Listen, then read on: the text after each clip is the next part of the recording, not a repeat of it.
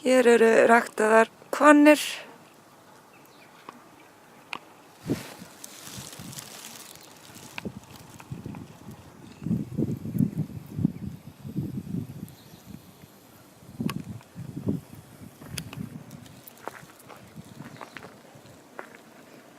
Innan skrautplönturnar, enda fáar jurtir jafn vistvænar fyrir skordýr